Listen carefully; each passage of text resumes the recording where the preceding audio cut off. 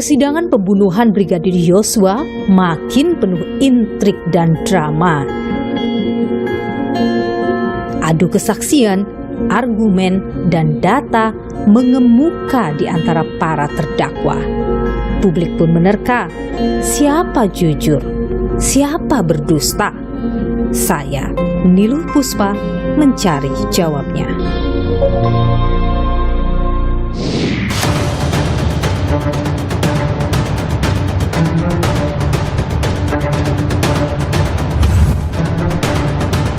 Kenapa bisa memberikan penghargaan kepada orang yang sudah melakukan perkosaan kepada saya, Abu Bayangkari?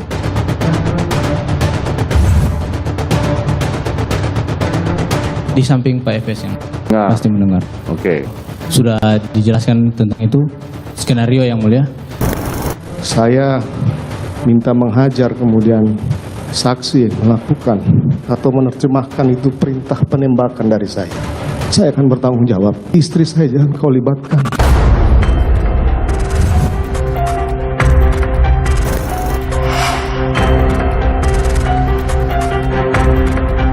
Mohon izin untuk hasil plus berarti tidak terindikasi berbohong. Apakah lie detector itu benar-benar hasilnya akurat 100%? Tidak. Jadi ada errornya dong? Ada. Berapa persen errornya? Sangat di-accepted itu sekitar 93-95. Artinya ada 5-7% error. Error. Bagaimana mempertanggungjawabkan error itu? Bisa tidak sih orang mengelabui hasil lie detector? Bisa. Itu bisa dilakukan oleh orang awam? Bisa kalau diajarin. Ada pelatihnya? Ya. Saudara, persidangan kasus pembunuhan Yosua Huta Barat semakin menarik. Dalam persidangan pada 12 Desember lalu, Putri Chandrawati berderai air mata kala hakim menyinggung soal pemakaman secara kedinasan pada Yosua. Putri menyebut heran mengapa orang yang telah memperkosa dirinya mendapatkan kehormatan pemakaman secara kedinasan. Kalaupun Polri memberikan pemakaman seperti itu, saya juga tidak tahu. Mungkin ditanyakan kepada institusi Polri, kenapa bisa memberikan penghargaan kepada orang yang sudah melakukan perkosaan dan penganiayaan serta pengancaman kepada saya, Abu Bayangkari. Soal pelecehan seksual yang dilakukan Yosua kepada Putri Chandrawati memang masih misteri. Dalam keterangan sejumlah saksi yang ada di rumah di Magelang, mengaku tidak mengetahui, bahkan juga tidak mendengar Putri menyampaikan kepada mereka bahwa ada peristiwa pelecehan seksual yang dilakukan Yosua kepada Putri Chandrawati. Tidak tahu ya? Tidak tahu. Berarti saudara tidak tahu apakah ada pelecehan atau tidak ya? Tidak tahu. Dia tidak tahu, dia tidak tahu. Dia hanya mendapatkan ibu di depan kamar mandi, di depan kamar tergeletak di pakaian mau dicuci itu. Meski demikian, Putri Chandrawati maupun suaminya Ferdi Sambo kekeh peristiwa pelecehan seksual itu ada. Dia kemudian melakukan perkosaan terhadap istri saya. Perkosaan terhadap istri saudara. Kemudian saya kaget yang mulia, karena saya tidak berpikir akan fatal seperti itu kejadiannya yang mulia. Yang juga menarik saudara, kala Richard Eliezer menyebut peran Putri Chandrawati dalam pembunuhan Yosua. Eliezer menyebut Putri Chandrawati ikut dalam proses perencanaan pembunuhan Yosua kala di rumah Sambo di Jalan Saguling. Itu sempat ngobrol sama ibu. Ibu kan di samping kiri. Ibu sempat ngobrol-ngobrol lah. Pembahasannya karena ibu suaranya pelan yang mulia. Saya minta maaf, saya tidak mendengarkan secara detail yang dia sampaikan. Tapi itu ibu membahas tentang CCTV. Pertama CCTV Duren 3 yang mulia. Yang kedua tentang sarung tangan. Baik Putri maupun suaminya Ferdi Sambo membantah tudingan Richard Eliezer. Ferdi Sambo bahkan meminta Eliezer agar tidak melibatkan istrinya. Saya tidak mengetahui keberadaan Dek Richard di lantai 3. Saya tidak pernah membicarakan tentang CCTV dan tangan bersama Dek Richard dan Pak FS. Tapi kita berdua yang bertanggung jawab. Istri saya jangan kau libatkan. Siapa yang jujur? Entah, tapi jadi menarik kala pada persidangan 14 Desember 2022 lalu, ahli poligraf Aji Febrianto Ar-Rosyid mengungkap hasil tes lie detektor para terdakwa. Aji menyebut Putri Chandrawati memiliki skor minus 25, Ferdi Sambo minus 8. Hasil minus disebut sebagai indikasi kebohongan. Sementara Richard Eliezer memiliki skor plus 13, Ricky Rizal mendapat skor 11 pada pemeriksaan pertama dan 19 pada pemeriksaan kedua. Menariknya, Kuat Ma'ruf memiliki skor yang berbeda dalam 2 kali pemeriksaan. Yang pertama, ia mendapatkan skor plus 9, namun pada pemeriksaan kedua, ia mendapat minus 13. Apa pertanyaan yang diajukan kepada para terdakwa ini, saudara? Kami hadirkan untuk Anda. Pada Richard Eliezer ditanyakan, apakah kamu memberikan keterangan palsu bahwa kamu menembak Yosua? Richard menjawab tidak dan hasilnya tidak berbohong. Ricky Rizal ditanyakan, apakah kamu melihat Ferdi Sambo menembak Yosua? Ricky menjawab tidak dan hasilnya tidak berbohong. Pada Kuat Ma'ruf ditanyakan, apakah kamu melihat Ferdi Sambo menembak Yosua? Kuat menjawab tidak dan ia terindikasi berbohong. Namun dalam tes sebelumnya saat ditanya soal tahu tidaknya ada hubungan badan Putri dan Yosua, ia menjawab tidak dan hasilnya ia tidak berbohong. Pada Putri, saudara, ditanyakan soal hubungan asmara dengan Yosua dengan menggunakan 3 pertanyaan berbeda. Putri pada ketiganya menjawab tidak dan hasilnya disebut ia berbohong. Pada Ferdi Sambo ditanyakan apakah ia menembak Yosua di Duren 3. Ferdi juga menjawab tidak dan hasilnya ia terindikasi berbohong. Skor plus dan minus, apa maknanya? Bagaimana membaca hasil tes poligraf? Dan seberapa akurat tes poligraf ini sehingga dijadikan tolak ukur seseorang jujur atau tidak? Saya akan membahasnya bersama dengan ahli lie detektor Handoko Gani. Ikuti saya. Melakukan perkosaan dan penganiayaan serta pengancaman kepada saya, Abu Bayangkari. Pada saat Bapak Efes menjelaskan tentang skenario Joshua pada waktu itu, Ibu PC itu ada di situ. Kita berdua yang bertanggung jawab. Istri saya jangan kau libatkan.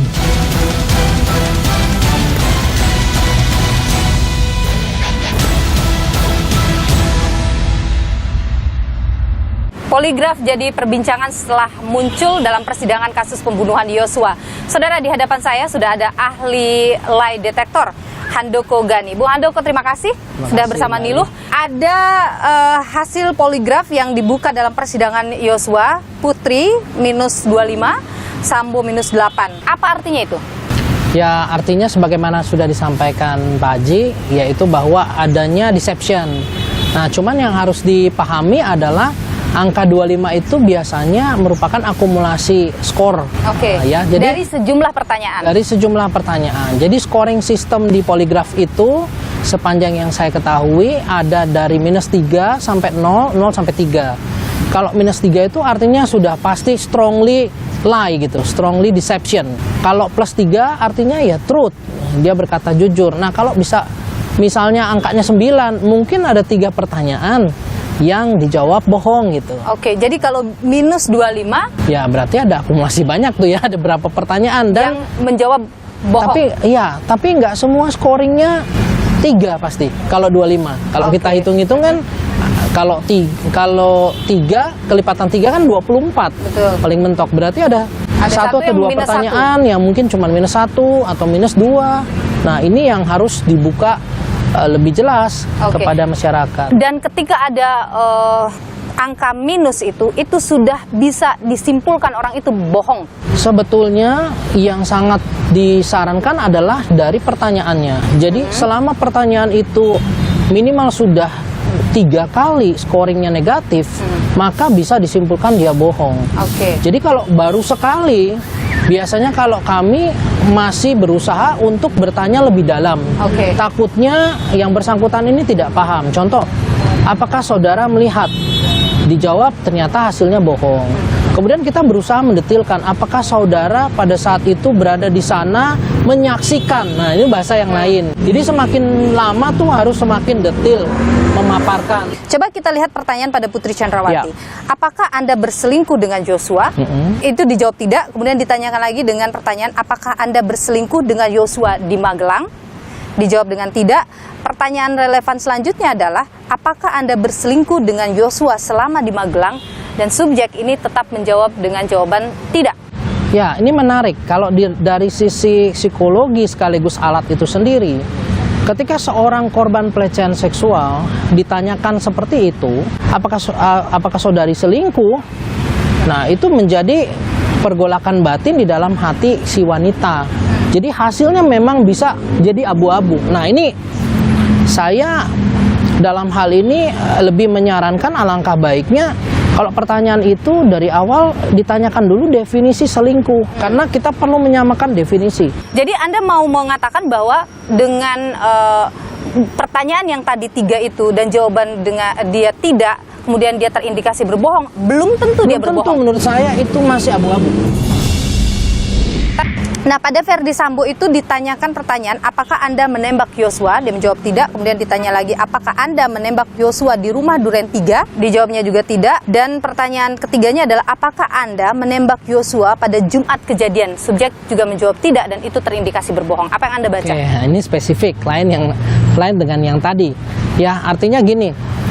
Kalau secara umum yang namanya definisi menembak itu sudah diketahui dan biasanya tidak abu-abu. Sekarang kalau pertanyaannya sudah spesifik seperti tadi dan jawabannya berbohong, nah itu patut diduga bahwa memang yang bersangkutan berbohong. Sekarang ke Richard Eliezer yang disebut memiliki skor plus ya. Kita lihat pertanyaannya. Apakah kamu memberikan keterangan palsu bahwa kamu menembak tubuh Joshua? Pertanyaan pertama.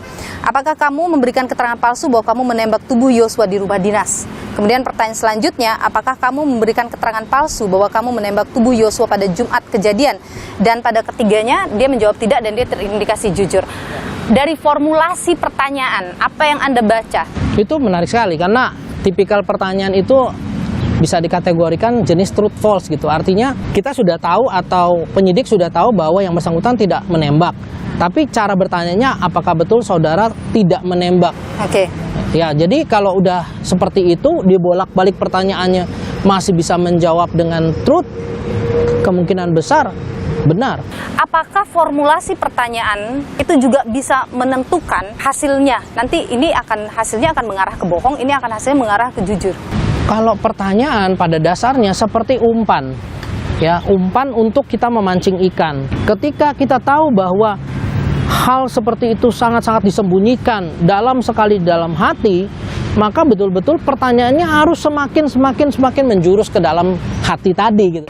Begini Bung Handoko, jangan sampai formulasi pertanyaan yang dibuat memang diarahkan untuk hasil lie detektor mereka bohong. Atau hasil lie detektor mereka jujur, bisakah begitu? Tidak bisa. Tidak bisa? Tidak bisa. Jadi formulasi pertanyaan tidak mungkin mengarahkan seseorang untuk mendapatkan hasil yang positif atau negatif? Kalau dibilang mungkin saja. Tapi sekali lagi, kalau nggak bersalah dia nggak akan makan ikannya, nggak makan umpannya, kira-kira gitu. Saya ingin tahu dulu, apakah lie detektor itu benar-benar hasilnya akurat 100%? Tidak. Ya, sebagaimana dijawab 100% jadi ada errornya dong? Ada. Berapa persen errornya? Tergantung situasi kondisi. Yang sangat di-accepted itu sekitar 93-95. Artinya ada 5-7% error? Error, betul. Bagaimana mempertanggungjawabkan error itu? Nah, ini dia yang sampai sekarang memang menjadi debat. Kita tidak berbicara bahwa poligraf ini tidak akurat, tapi berbicara bahwa ada akurasinya dan ada yang mau nerima tentang data akurasi tadi. Tapi kalau melihat 5-7% yang error tadi, bolehkah kita simpulkan bahwa ada orang yang mungkin saja berkata jujur dan dia terdeteksi bohong, dan ia berkata bohong terdeteksi jujur? Bisa. Ya, ada beberapa kondisi. Salah satunya adalah tadi traumatis. Misalnya korban pelecehan seksual ditanya poligraf. Oke. Iya, itu bisa ngaco. Pada Putri Chandrawati misalnya, ia menyebut dirinya adalah korban pelecehan seksual. Dia dites poligraf. Anda berpikir hasilnya ngaco itu? Kalau benar pelecehan seksual, bisa ngaco. Oke. Putri Chandrawati dalam persidangan itu bercerita bahwa saat dia masuk ke ruangan, hanya dia bersama dengan 2 laki-laki lain dalam ruangan yang tertutup, itu membuat dia merasa tidak nyaman begitu. Apa yang Anda analisa dari apa yang disampaikan oleh Putri Ini Chandrawati? maksudnya waktu pemeriksaan poligraf? Poligraf. Oh, kalau itu nggak ada isunya. Karena biar bagaimanapun kondisi tersebut bisa dinetralisir. Ya, artinya gini, biasanya poligraf tidak akan menghitung kondisi normal Bu PC pada saat lagi tanpa kasus gitu. Itu nggak ada datanya gitu kan. Yang ada adalah pada saat beliau duduk, ini kondisi respiratorinya, kemudian detak jantungnya, kulitnya gitu ya, sensitivitas, kelembapan kulit dan sebagainya itu seperti apa. Misalnya sudah Itu dibaca oleh mesin? Iya, itu mesinnya tuh kayak alat medical check up kok. Oke. Jadi pada saat pertama membaca, misalnya skornya sudah 80, 87, 90, itu dijadikan semacam baseline. Oke. Nah, ketika pertanyaan yang tadi diajukan, itu pasti ada gojlakan, lonjakan tadi. Nah, jadi dari situlah kita mengatakan ini anomali. Oke. Jadi sebetulnya kondisi pertama seseorang pada saat dia diperiksa itu bisa dikategorikan kondisi 0. Jadi balik lagi bahwa tidak bisa mengatakan satu hasil lie detector itu atau poligraf itu salah hanya karena merasa kita tidak nyaman iya, dalam proses pemeriksaan itu. Betul. Bisa tidak sih orang mengelabui hasil lie detector? Bisa. Tapi itu bisa dilakukan oleh orang awam? Bisa kalau diajarin. Apakah itu latihan-latihan misalnya latihan dengan cara tanya jawab atau latihan Tidak. dengan... Jadi ada latihan pengendalian diri. Dan itu hanya bisa dilakukan oleh ahli? Menggunakan benda tertentu untuk memicu terjadinya gejolak dalam diri, gejolak tadi respiratori dan sebagainya. Kalau Anda tadi menyebut pelatihan, artinya ada pelatihnya? Ada pelatihnya? Ya, tapi dan di waktu Indonesia ini ada pelatihnya? Enggak ada. Kalau dulu di Amerika pelatih-pelatihnya ditangkap FBI. Tapi tidak ada di Indonesia orang yang bisa melatih itu? Kalau dibilang nggak ada. Tapi kalau artinya potensi untuk melatih diri, memanggil pelatih untuk... Ya, kalau itu bisa aja gitu ya. Pertanyaan saya ke Anda mengikuti persidangan, Anda melihat bagaimana jalan persidangan, Anda juga melihat apa yang disampaikan oleh Putri Chandrawati maupun Verdi Sambo yang begitu konsisten soal pelecehan seksual. Dari tampilannya, dari gesturnya, apakah Anda menilai pelecehan seksual itu terjadi?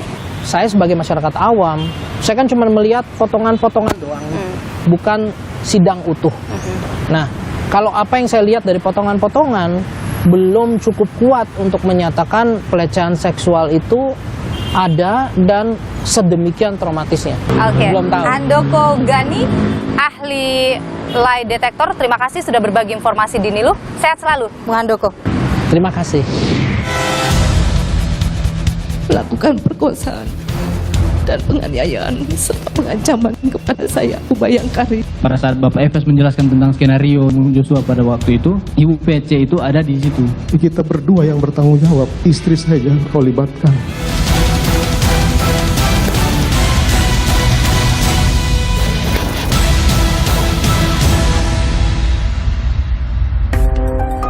Yang dinanti-nanti publik, Putri Chandrawati akhirnya bersaksi soal dugaan tindak asusila yang disebut jadi penyebab pembunuhan Brigadir Yosua.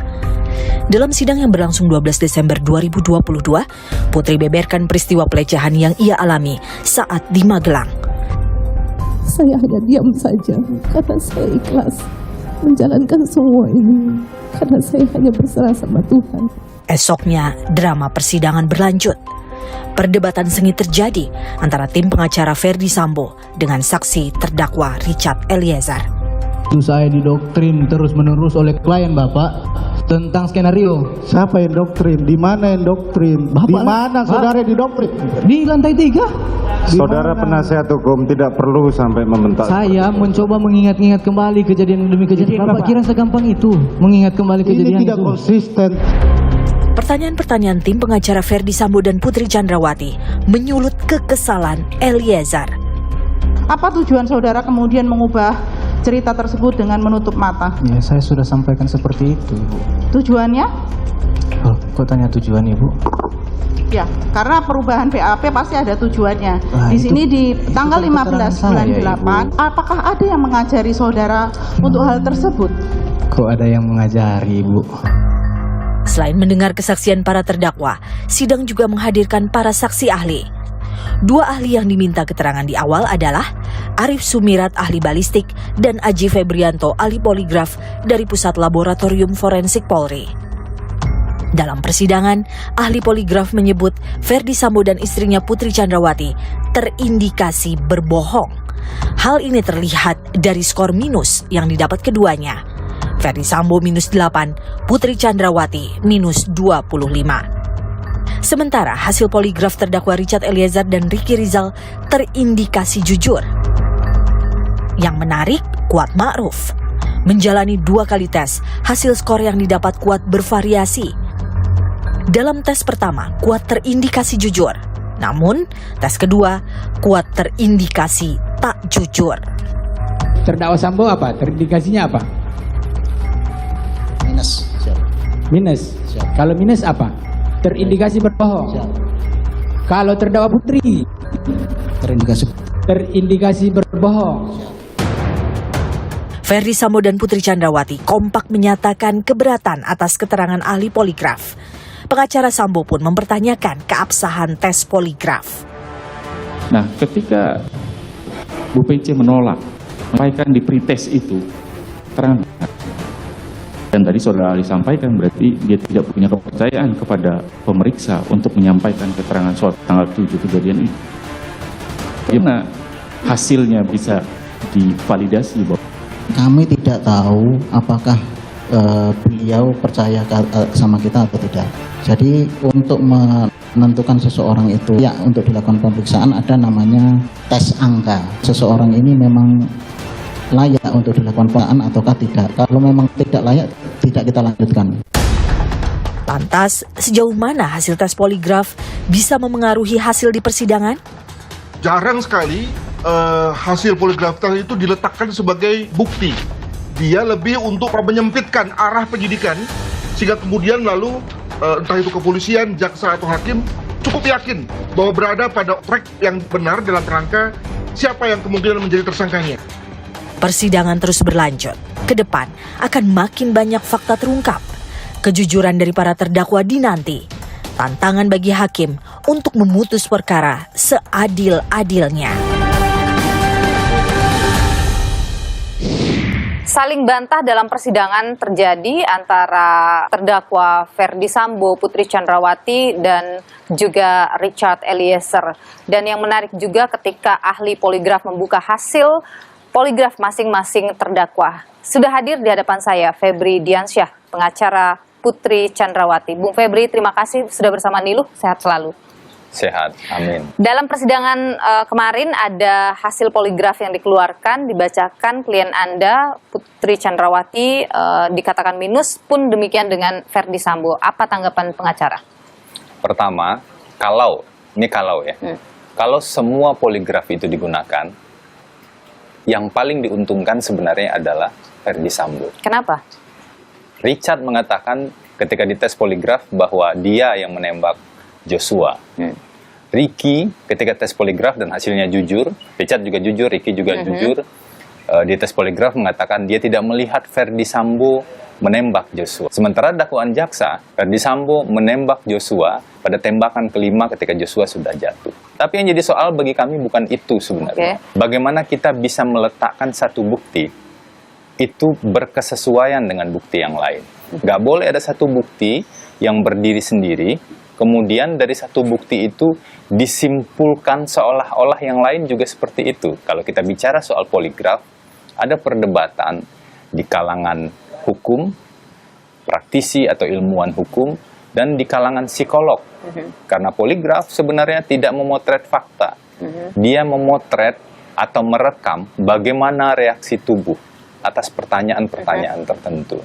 Karena itulah, tes poligraf hanya mungkin dilakukan kalau seseorang yang dites itu dalam keadaan tenang. Yang kedua, tes poligraf hanya bisa dilakukan dengan persetujuan orang yang dites. Ketika klien Anda dites dengan alat itu, apa yang disampaikan oleh klien Anda kepada Anda pengacara? Dia dalam kondisi tidak ingin, tidak mau, tidak siap untuk melakukan itu. Kemarin di persidangan, kalau kita simak, Bu Putri secara jelas mengatakan dia tidak siap untuk diminta menjelaskan lagi kejadian yang di Magelang. Sebenarnya kan seharusnya tidak dilakukan tes, setidaknya diundur, dicari waktu yang tepat. Tapi apakah Putri saat itu menyampaikan dia tidak mau melakukan tes itu? Kalau di fakta persidangan kita lihat, sebenarnya Bu Putri tidak mau Tes itu dilakukan karena diawali dengan meminta untuk menjelaskan kejadian yang di Magelang, yang bagi seorang korban kekerasan seksual itu situasi yang sangat berat. Nah, pertanyaannya, apakah tes itu menjadi valid? Apalagi kemarin muncul di fakta persidangan. Pertanyaan itu sebenarnya muncul dari mana ketika ditanyakan pada ahli? Ada titipan dari penyidik. Apakah memungkinkan? Apakah objektif kalau pertanyaan-pertanyaan titipan masuk dalam tes yang seperti itu? Anda meragukan hasil tes poligraf terhadap klien Anda? Kami akan menjelaskan bagaimana validitas atau tidak validnya hasil tes poligraf ini dengan kesesuaian bukti-bukti yang lain. Anda tidak sepakat ketika hasil poligraf dibawa dalam persidangan untuk mengatakan klien Anda jujur atau tidak jujur? Tes poligraf itu dibawa oleh jaksa. Itu kewenangan jaksa. Dan itu hak jaksa. Tapi ada satu bukti yang sebenarnya bertentangan dengan hasil tes poligraf tersebut. Yang mana? Ada satu hasil pemeriksaan forensik yang mengatakan bahwa Bu Putri tidak melakukan maling gerik terkait dengan penjelasan kekerasan seksual di Magelang. Nah, itu nanti akan dielaborasi dalam keterangan ahli sekaligus pada hasil pemeriksaan forensik. Saya ingin bergeser ke soal peran Putri Chandrawati yang disebutkan oleh Richard Eliezer ikut dalam proses perencanaan. Ini menjadi perdebatan juga dalam persidangan kemarin. Apa yang sebenarnya ingin tim Anda hadirkan, sodorkan kepada hakim soal peran Putri Chandrawati ini? Pertama, semua saksi harus dilihat dengan sikap yang sama. Tidak ada saksi favorit seperti itu. Oke, Anda merasa ada yang saksi favorit? Kami melihat ada perbedaan perlakuan di sana. Kita bisa lihat misalnya ada saksi tertentu yang baru mulai bicara sedikit, dia sudah dibilang bohong. Tapi ada satu saksi, saya tidak usah sebut nama, publik bisa menilainya, yang apapun keterangannya, kemudian seolah-olah langsung dilihat bahwa itulah keterangan yang benar. Terkait dengan Richard, ada keterangan yang berkesesuaian dengan bukti yang lain. Tentu kami tidak bisa menolak hal tersebut. Tapi bagaimana kalau satu keterangan itu berdiri sendiri? Tidak ada yang mengkonfirmasi. Keterangan yang mana yang menurut Anda? Pertemuan di lantai 3 rumah Saguling misalnya. Yang mengatakan seolah-olah Bu Putri ada di sana. Peran Bu Putri untuk menyampaikan A, B, C, dan D. Tidak ada satu bukti pun yang mengkonfirmasi atau membenarkan keterangan tersebut. Ada satu azas di dalam hukum, kita perlu ingat betul, satu saksi bukanlah saksi. Tidak ada kredibilitas pembuktian untuk keterangan tunggal satu saksi. Jadi Anda menganggap Richard berbohong perkara itu? Richard sudah mengaku berbohong untuk keterangan di BAP 5 Agustus 2020. Apa yang disampaikan oleh Richard dalam BAP tanggal 5 itu? Kurang lebih begini ya. Satu, ketika Richard naik ke lantai 3 rumah Saguling, ada Ferdi Sambo di sana. Kemudian Ferdi Sambo meminta senjata Richard, Glock 17 yang dipegang oleh Richard. Kemudian ada perjalanan ke rumah Duren 3, lokasi penembakan tersebut. Richard naik ke lantai 2. Kemudian ketika Richard berada di lantai 2, ia mendengar suara tembakan. Dan ketika turun dari tangga, dia melihat Pak Ferdi Sambo, dan waktu itu kan Joshua sudah jatuh begitu, tersungkur.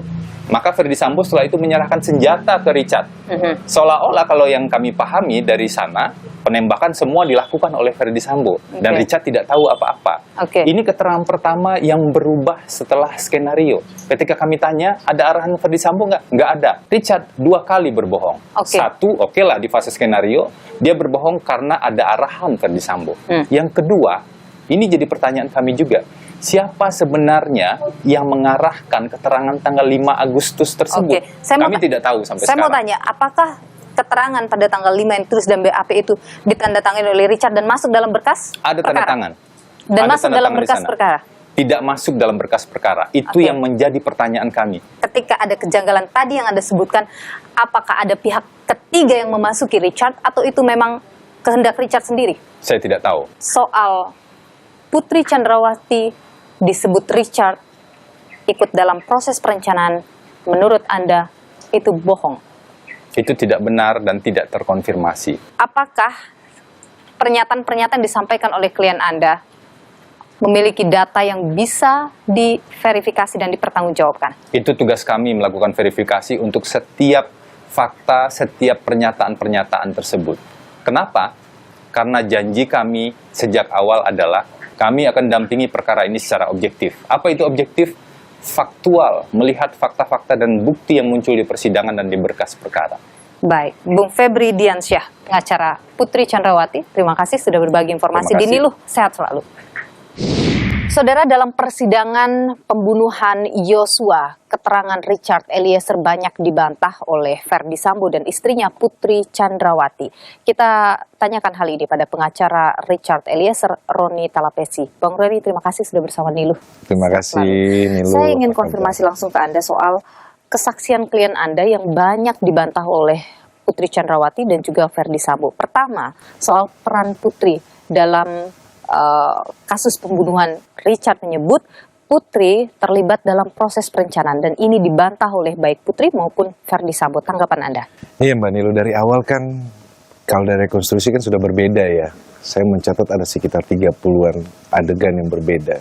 Sudah pasti mereka akan mengelak. Nah, patokannya kami kan sebenarnya terkait dengan perannya PC ini kan ada di lantai 3 dan lantai 2. Tetapi barang buktinya yaitu CCTV itu sengaja dirusak. Yakin sengaja dirusak? Kalau saya bilang begitu, kenapa rumah sebesar itu, kemudian sebagus itu, kok tidak ada CCTV? Tapi saya tanya kepada saksi Verdi Sambo, saya tanyakan, apakah CCTV ada di lantai 3, lantai 2? Disampaikan rusak. Tetapi dalam peristiwa di lantai 2 tanggal 10, kami mendapatkan bukti ya, ada foto menggambarkan situasi di lantai 2 ketika dijanjikan uang dan juga handphone. Jadi untuk proses perencanaan itu tidak ada bukti yang Anda miliki maupun yang Eliezer miliki, tetapi untuk proses penyerahan janji itu di tanggal 10 itu ada bukti yang Anda miliki. Menggambarkan tangan kanan yang memakai gelang. Yang itu juga Anda tanyakan dalam persidangan soal gelang Putri Chandrawati. Sudah pakai berapa lama? Dengan apa yang Anda sebutkan tadi, Anda yakin bisa membuktikan bahwa Putri Chandrawati ikut dalam proses perencanaan itu? Kita mengikuti ya, yang mereka sampaikan skenario-nya mereka ya. Bahwa ada kejadian di Magelang. Iya. Pertanyaannya kan yang menyampaikan Verdi Sambo adalah Putri Chandrawati. Betul. Kemudian di lantai 3 Saguling itu mereka sempat ngobrol. Di mana itu ada 1 jam. Itu kan disebutkan obrolannya pengaduan soal apa yang terjadi di Magelang. Ya kan tidak serta-merta berdiri sendiri. Ini kan kita coba ya, rangkai ya peristiwa. Ini analisa Anda ya. Analisa saya ya. Kemudian kalau dibilang tidak ada perencanaan, skenario. Saya tidak bicara bilang tidak ada perencanaan, tetapi Putri ikut dalam perencanaan itu yang disebutkan oleh klien Anda dan dibantah. Istrinya tidak ikut gitu. Ini kita berbicara fakta persidangan ya, dari keterangan saksi, kemudian dari petunjuk. Ini kan dari CCTV. Terkait dengan peristiwa ketika Putri naik mobil, Putri sampaikan dia tidak mengetahui siapa saja di dalam mobil. Itu juga menjadi kejanggalan. Padahal Richard Eliezer yang dipanggil terakhir, ketika dia masuk mobil, dia melewati bangku tengah, tentunya melewati PC. Kemudian sampai di rumah TKP Duren 3 yang awalnya di BAP-nya Putri Chandrawati disampaikan dia tidur. Tetapi di dalam persidangan dia sampaikan bahwa dia menutup telinga. Nah, logikanya tidak masuk. Dan yang terakhir, dia mengganti baju. Di situ CCTV jelas. Dan kemudian muncullah skenario tembak-menembak. Skenario tembak-menembak ini munculnya dari mana, Mbak Niluh? Gitu loh. Kalau kami melihat seolah-olah Putri Chandrawati mengiyakan dengan dia mengganti baju, bahwa seolah-olah ada pelecehan. Nah, sebenarnya rangkaian peristiwa pidana ini, menurut kami tanpa mendahului majelis hakim ya, hakim akan menilai bahwa perencanaan ini sudah ada. Dan Putri terlibat di dalamnya. Putri terlibat di dalamnya. Putri mengetahui semua rencana itu. Anda yakin bahwa itu akan bisa meyakinkan hakim bahwa Putri Chandrawati terlibat dalam semua proses perencanaan yang disebutkan oleh klien Anda. Dan juga kalau tidak ada masalah, kenapa sidik ya jejak DNA-nya Verdi Sambo harus dibersihkan dari barang-barangnya almarhum? Pihak Verdi Sambo juga mengkritisi soal BAP klien Anda yang disebutkan tidak konsisten. Bahkan terjadi perdebatan dalam persidangan. Kita coba lihat ya perdebatannya berikut ini. Semua, saya mau tanya, yang mana yang benar? Jadi begini Bapak, dapat saya jelaskan. Biar Bapak tidak menanyakan lagi tentang BAP ini. Ya harus saya tanyakan. Iya, makanya saya tanya. Saudara penasihat hukum beri kesempatan saksi untuk menjawab. Ya, saya mau jelaskan bahwa ini harus saya tanyakan karena tidak konsisten yang mulia. Silakan. Baik, begini Bapak. Bapak bayangkan dari tanggal 8 Juli sampai di bulan Agustus itu saya didoktrin terus-menerus oleh klien Bapak tentang skenario. Siapa yang doktrin? Di mana yang doktrin? Di mana saudara didoktrin? Di lantai 3. Saudara penasihat hukum tidak perlu sampai membentak. Saya mencoba mengingat-ingat kembali kejadian demi kejadian. Bapak kira segampang itu mengingat kembali kejadian Ini tidak itu? konsisten. Sudah setelah saudara tidak ada. Izin Bapak, penasihat hukum ini menanya sama saksi sudah Saya menekan tanyakan ini tidak konsisten. Makanya tanya kita aja, menanyakan. jangan menekan kayak gitu dong. Sudah cukup. BAP di bawah tanggal 6 itu adalah skenario, di mana itu adalah skenario Sambo, dan yang lawyer yang mendampingi itu dari Sambo. BAP di atas tanggal 6 itulah yang sebenarnya ketika pasca Richard menulis surat. Bicara soal ketidakkonsistenan yang disebut oleh pihak Verdi Sambo, Anda menganggap itu tidak benar? Tidak substansi, Mbak Nini. Yang substansi itu adalah peristiwa pidananya yang sekarang sudah mereka tidak bisa bantu. Klien Anda tampak sering emosional dalam persidangan ini. Kenapa? Tidak emosional, Mbak Nini. Ketika kita lihat misalnya ada perdebatan atau jawaban-jawaban yang dia natural. Jawaban-jawaban yang dijawab dengan agak ketus misalnya. Itu tidak ada cerita tutup mata. Ya saya sudah sampaikan seperti ini, Bu. Ya. Alasan perubahan tersebut apa? Atau apakah ada yang mengajari saudara untuk hal tersebut? Kok ada yang mengajari, Bu? Itu natural, Mbak Nilu, wajar lah. Ada apa-apa? Apakah dia mengalami tekanan? Tidak ada. Dan begini loh, Richard Eliezer ini, dia kan, maaf ya, lulusannya lulusan SMA gitu loh. Jadi ketika pertanyaan yang belibet-belibet, harusnya saran saya kepada tim yang pengacara, mana yang belibet, Bung Roni? yang ketika mereka coba bilang ini dikejarkan, mana BAP kamu yang benar, buka mata tutup mata buka mata, ini kan seolah-olah diputar-putar akhirnya sehingga majelis hakim mengambil alih. Anda merasa klien Anda disudutkan oleh pihak Verdi Sambo dalam persidangan? Saya pikir ya mereka tentunya punya strategi itu kan dalam hal untuk menyudutkan Richard Eliezer, tapi sampai saat ini publik melihat gitu bahwa Richard Eliezer konsisten, Richard Eliezer dalam hal ini berkata jujur, apa yang disampaikan ini logis, tidak berubah-berubah. Dengan semua yang sekarang terbuka dalam persidangan, posisi klien Anda dalam posisi yang benar? Sejak dari awal, Nilu, bahwa dia sampaikan dia mengaku perbuatannya, dia meminta maaf, dan dia siap bertanggung jawab. Buat kami itu adalah poin yang baik dalam Jadi persidangan. Anda juga yakin bisa meyakinkan hakim bahwa apa yang disampaikan Eliezer jujur? Iya. Baik, terima kasih Bung Roni Talapesi, pengacara Richard Eliezer. Sehat selalu. Sehat selalu. Saling adu kesaksian antara Richard Eliezer dan juga Putri Chandrawati, juga suaminya Verdi Sambo. Mana yang jujur tentu masih harus diuji dalam persidangan. Tapi kita coba untuk mengulik fakta-fakta yang muncul, keterangan-keterangan yang muncul dalam persidangan. Bersama dengan saya sudah hadir ada Ratna Bataramunti dari LBH Apik Jawa Barat yang juga adalah jaringan pembela hak perempuan korban kekerasan seksual. Mbak Ratna, terima kasih sudah bersama Niluh. Sehat selalu.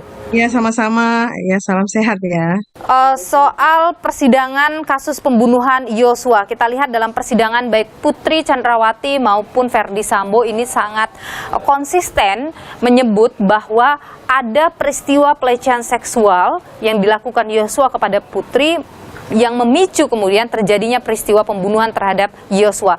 Melihat mereka yang begitu konsisten, Anda melihat apa yang disampaikan bisa adalah kejujuran? Ya, itu kan dia minus 25 ya. Ini ya, tidak jujur alias berbohong. Jadi Anda menilai tidak jujur apa yang disampaikan soal pelecehan itu? Iya, itu mendukung dengan fakta-fakta diungkapkan di persidangan, misalnya dari kesaksian RR terutama ya, misalnya fakta bahwa Ibu PC ini mencari-cari Joshua dan meminta bertemu. Itu kan suatu hal yang secara lazim tidak dilakukanlah oleh korban perkosaan ya. Kedua, pulang dari Magelang itu masih bersama-sama kembali ke Jakarta, bahkan isomannya itu Duren 3 itu juga bersama-sama ya. Kalau kita lihat dari sisi hukum misalnya, bagaimana bisa membuktikan atau bisa memastikan bahwa seseorang itu adalah korban pelecehan seksual? Dari dampak trauma ya, yang memperlihatkan memang dia tuh trauma, depresi gitu ya. Dan seringkali juga keterangannya korban ini justru bukan terstruktur. Nah, pengalaman kami justru korban itu biasanya tidak selancar itu, tidak sistematis ya ketika menceritakan kejadian yang sangat traumatis yang dia alami, seperti perkosaan. Nah, yang kedua juga biasanya korban ketika ke LPSK itu kan mau menceritakan, maksudnya tuh LPSK tuh biasanya dia tuh turun ya, melakukan maksudnya asesmen dulu ya kepada korban. Malah ada dua fenomena ya, satu ada amplop coklat gitu ya, ketika amplop coklat ditolak lalu tiba-tiba tidak mau memberikan keterangannya, akhirnya nggak bisa kerjasama gitu ya, karena tanpa pemberian keterangan tersebut ya tidak mungkin dilakukan perlindungan dari LPSK. Anda menilai bahwa amplop yang sempat disampaikan itu berkaitan dengan tidak maunya Putri diperiksa oleh LPSK, dalam hal ini di asesmen oleh LPSK? Iya dong, kalau korban itu justru berharap ada perlindungan kan dari LPSK gitu, ada bantuan, ada dukungan. Kalau kita lihat dalam persidangan, Putri Chandrawati sempat terisak ketika ia menyebut Yosua memperkosa dirinya dan melakukan kekerasan padanya. Isakan, tangisan yang muncul dari Putri Chandrawati, apakah Anda tidak melihat itu sebagai bentuk trauma Putri atas peristiwa yang menimpa dirinya? Kita ketika menganalisa itu jangan hanya melihat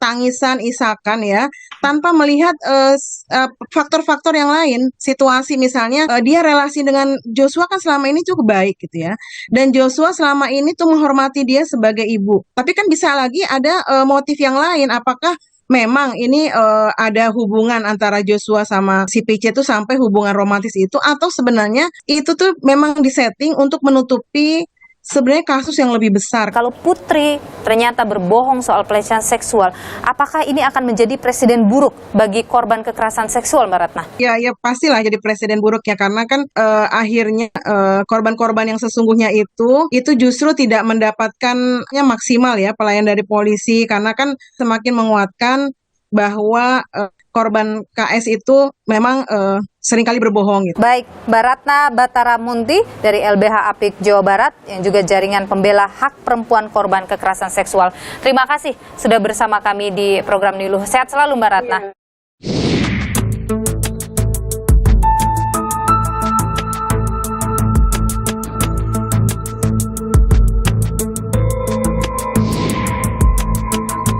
Pembuktian di persidangan harusnya bisa jadi jawaban atas segala pertanyaan. Karena sidang adalah proses sakral, di mana kejujuran diutamakan, hingga akhirnya keadilan ditegakkan. Saya, Niluh Puspa, sampai jumpa.